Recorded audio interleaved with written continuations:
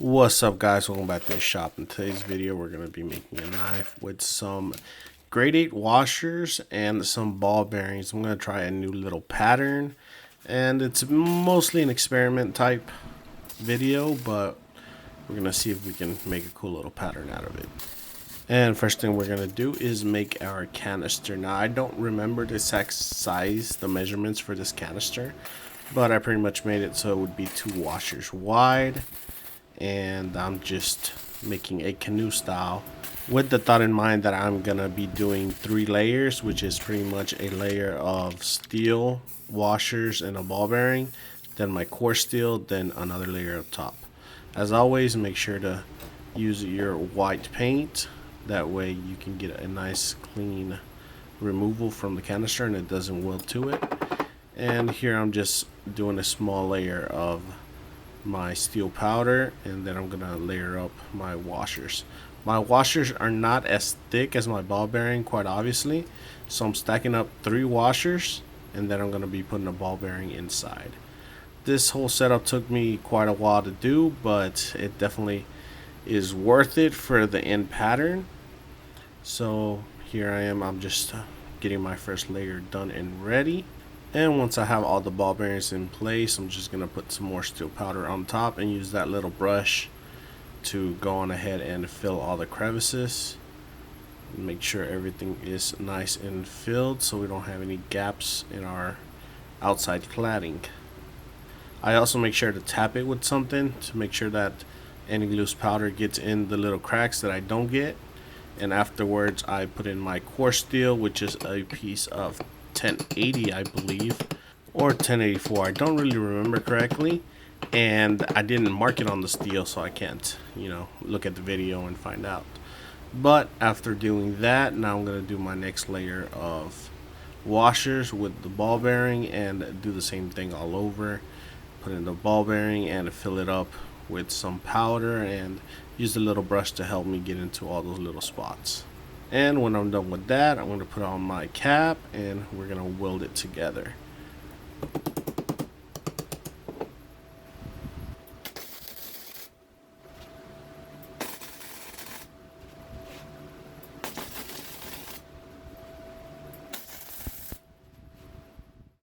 Now, since this is a canoe style, we do not have to weld from top to bottom.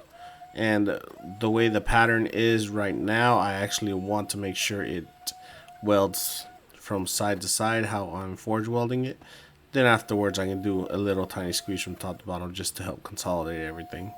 And by this point it's already essentially welded on the inside, and you'll be able to see here shortly those seams start to pop open and show that the inside billet is a nice solid bar. But unfortunately I have to destroy the whole outer casing, so it's easier just to let it cool down and break it off versus trying to take it apart with the hydraulic press, how I tend to do. Regardless of the removal, as you can see, the piece is completely loose on the inside and it just falls out with enough tough love from the hammer.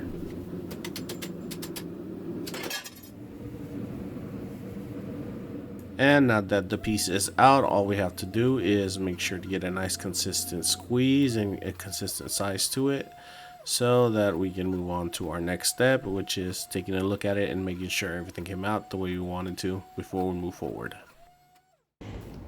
Alright guys, so we are out of the forge. Came out fairly straight. I had to throw it back in and re-straighten it and squish it down a little bit more just to make sure it was nice and solid. But the weld came out pretty good. I think I had a little crack somewhere around, but it's just a surface crack. Next up, I'm gonna grind it off with the hard disk, get all this nasty scale off, and grind it flat so we can see what we got underneath there.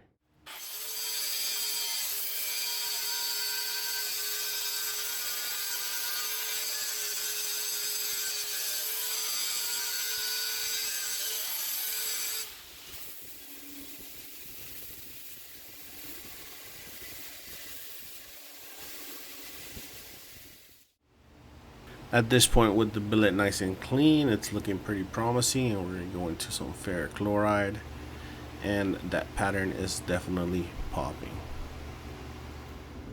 Alright guys, so this is where we're at right now. Everything seemed to weld pretty well. We got a minor little crack right here in some spots, like right there, but they're not major. It's anything, small things I can grind out. But overall, the billet looks pretty good. It's a pretty good size too. It's about 1/2 inch thick. So it's a pretty beefy piece of steel I got right here. And if you can't really tell very well here, let's focus. That's our core steel. So we got a big old chunk of core steel right there. So everything's good. We got a nice solid billet. And now that we know that the billet is nice and solid, we're gonna move on to our forging. First thing I'm gonna do is forge the tip. And since it's still rather thick, it's very unlikely to get a fish mouth. And a fish mouth, if you don't know, is where the two pieces of steel towards the end, the tips, end up bending over and making a little bit of a mouth. And that tends to happen especially with thinner stock if you don't forge the tip incorrectly. And it happens to me quite a lot, but here it's a little bit easier because the stock is so much thicker. I find that it mitigates that process or that problem.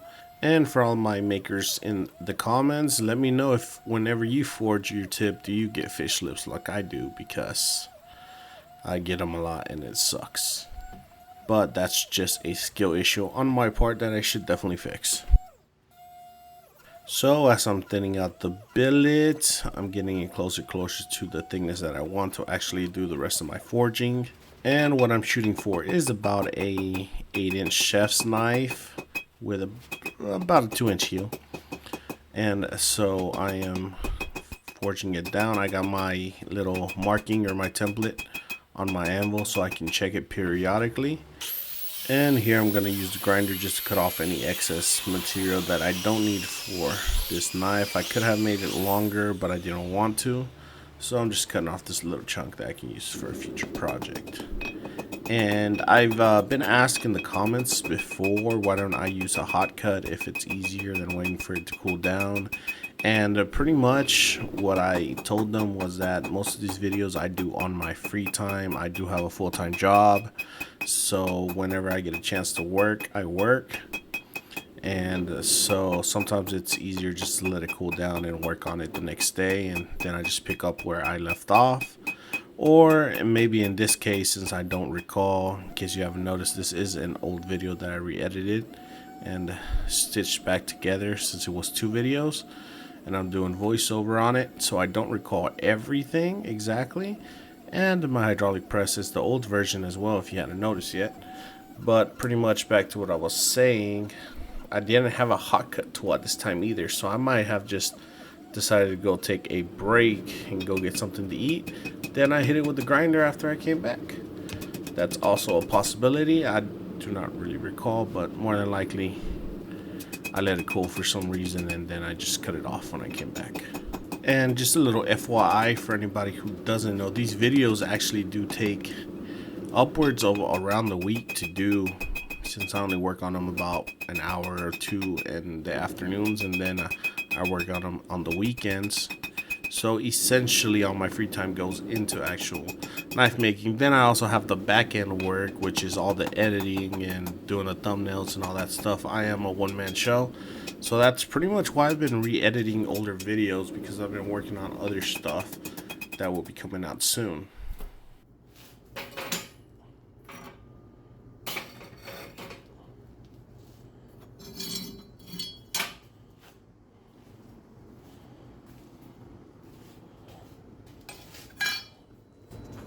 Alright guys, so I left it in there overnight to slowly cool down and soften off the steel.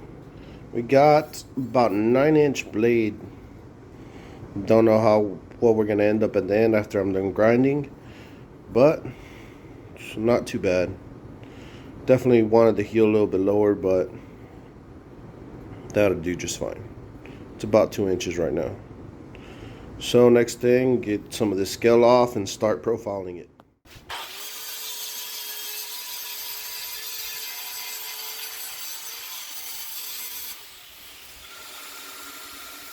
So this guy was pretty close to shape, so I didn't really have to do much grinding, just truing up my heel, getting it where I wanted, and a little bit of shape up on the handle.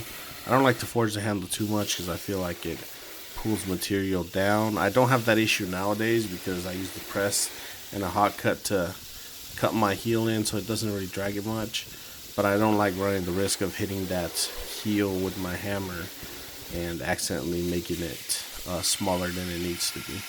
Overall, I like the shape of this knife, and I should probably do more of this knife shape down the line. It's a little bit of a chef's knife with a little bit of a butcher's knife type shape to it, more of a slicer. Overall, I do like this type of design, and I'll probably make some more down the line whenever I get a chance to. And all this is basic, just grinding and sanding. I don't know if any other makers run into this issue like I do, but I bite into the knife about 2 inches in, wherever the platen on my grinder, my belt grinder, stops. And I have that issue of I tilt it a little bit too much to one side, and I end up with a thinner spot that then down the line becomes a headache whenever I want to sharpen the knife and I get a little divot. I still haven't figured out how to get rid of that. I just be more careful. But if you have any solutions to that, let me know in the comments down below. I'd appreciate that. Alright guys, so we're at a warp. You can see the sandmite pattern coming out through the quench. And we had a minor tiny little warp. I'm not sure if it's noticeable, but I straightened out the majority of it with a jig in the oven while I was tempering. So time to clean it up and get it ready for hand sand.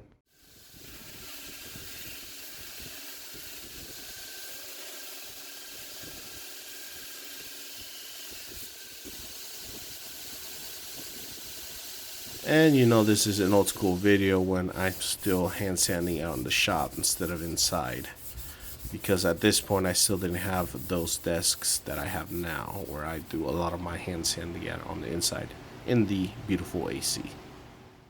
Alright guys, so the knife is ready. I'm gonna start working on the handles now.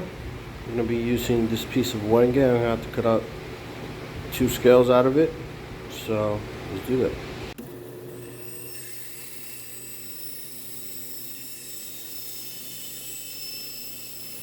My bandsaw blades are dull, so we're going to scratch that idea and look for something else. I was able to find this left over from a different project. Hopefully the bandsaw can cut this guy out. If not, I can cut this out by hand a little bit easier than that block, I think, because this stuff is dense. Very, very dense. Very dense. I actually have quite a bit of this material in stock. This is my Carta. I bought it from Blade Show. And we always run into a guy that sells it, and he sells it like super cheap, like $5 for a, guess a stick of it, I would call it. And it's relatively cheap because I can get 2 sets of knife scales out of it. And it's very good material. The color doesn't really go with a lot of knives, especially a lot of people don't like those brown colors unless it's like a natural wood. But I mean, for the price and availability, I think it's some pretty good stuff.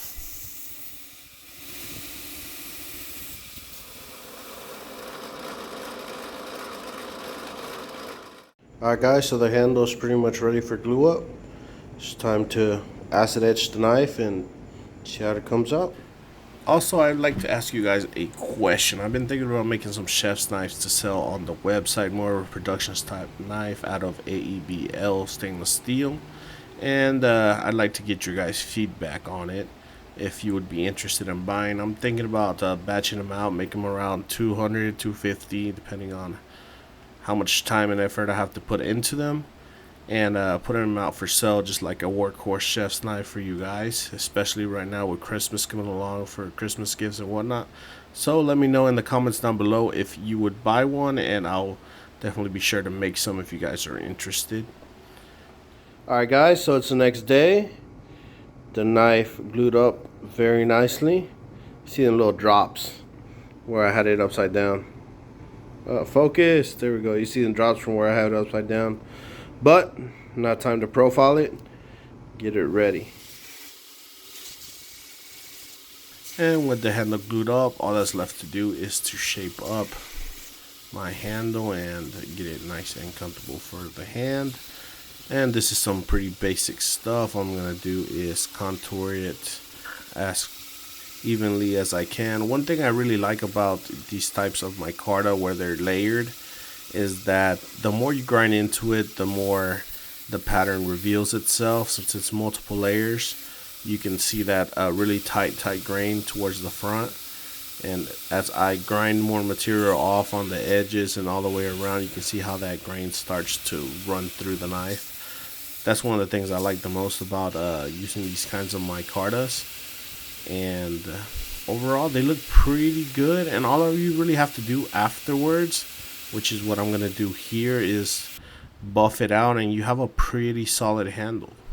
Also, one thing I like to do is hit it with a little rotary tool and just blend in my little grinding marks there on the bottom of the handle, where it's really hard to get those nice and clean on the 2x72. I should definitely get some small wheel attachments to fix that, and I'll probably be considering that on my next YouTube paycheck once that drops.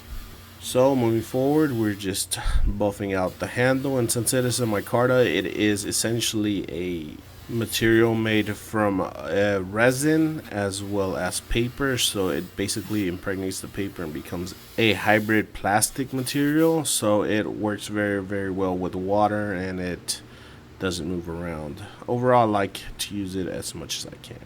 I just don't use it as often in videos because then you guys are gonna keep seeing the same handle material used over and probably get bored with it. So I like to change it up whenever I can. And this knife came out very sharp. I'm actually pretty proud how sharp I got it. And overall, here is the final look at the knife. I ended up grinding out a bit of the actual outer cladding material, but it looks pretty cool. And you see all those little lines on there from where the different layers of the washers ended up pushing each other side by side. So whenever I grind, there's that washer and that powder in between. I think it looks pretty cool with those little broken up looks to it. Overall, I'm very happy with the design, and I hope you guys enjoyed the video. Let me know in the comments down below if you're interested in buying some knives for Christmas. And as always, guys, thank you very much for watching. I greatly appreciate y'all, and I'll catch you on the next one. Peace.